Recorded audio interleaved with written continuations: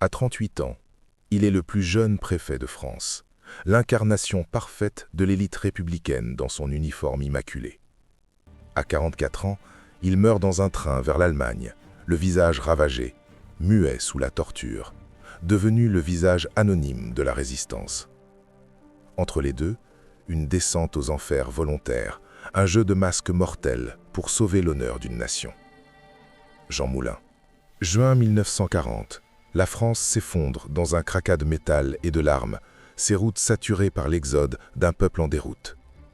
À Chartres, le chaos règne, mais un homme reste à son poste, refusant d'abandonner la préfecture alors que les blindés allemands entrent dans ville.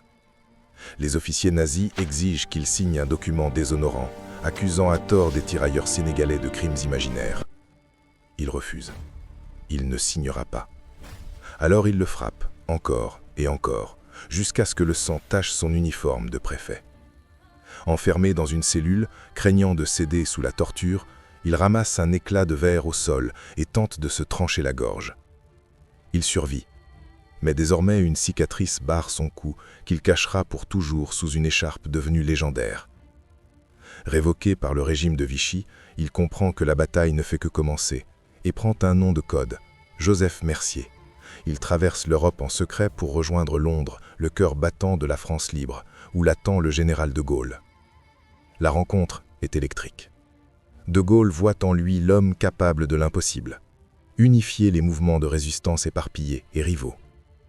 Moulin accepte. Il devient Rex, l'envoyé personnel du général.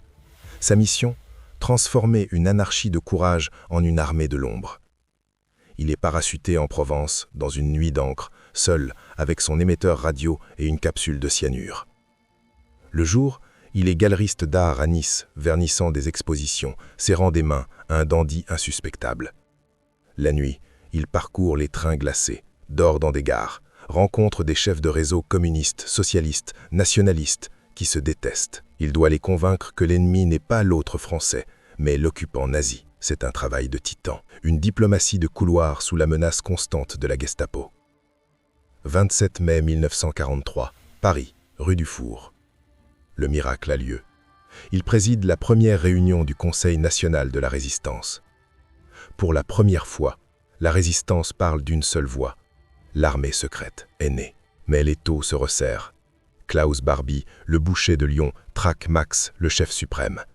Il sait qu'il est proche. 21 juin 1943, Caluire, la maison du docteur du Goujon. Un rendez-vous qui sent le piège, mais Moulin y va. La porte volte en éclats, la Gestapo surgit, les armes sont braquées. C'est la fin de la liberté pour Jean Moulin. Il est emmené à la prison de Montluc, puis au siège de la Gestapo. Barbie jubile. Il tient le plus gros poisson de la résistance. L'interrogatoire commence. Pas de questions, seulement de la douleur. Barbie veut des noms, des codes, des lieux. Jour après jour, les coups pleuvent. Il lui brise les côtes, les bras, les jambes. Son visage devient une bouillie méconnaissable. On lui tend un papier et un crayon pour qu'il écrive des aveux. Il ne peut plus parler, sa gorge est écrasée. De sa main brisée, il dessine une caricature de son tortionnaire. Un dernier acte de défiance suprême. Il n'a rien dit, pas un nom, pas une adresse. Il a sauvé l'armée secrète en emportant ses secrets dans le silence. Barbie, frustré, le jette dans un train vers Berlin. Mais Jean Moulin ne verra pas l'Allemagne.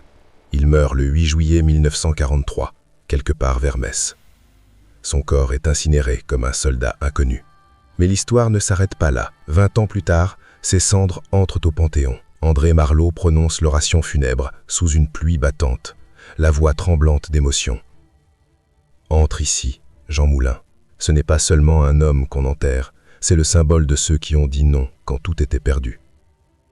Le préfet, l'artiste, le résistant, l'homme qui a préféré mourir debout que de vivre à genoux. Il est le visage de la France éternelle. Il ne savait pas qu'il écrivait l'histoire, il savait juste qu'il ne pouvait pas accepter la défaite.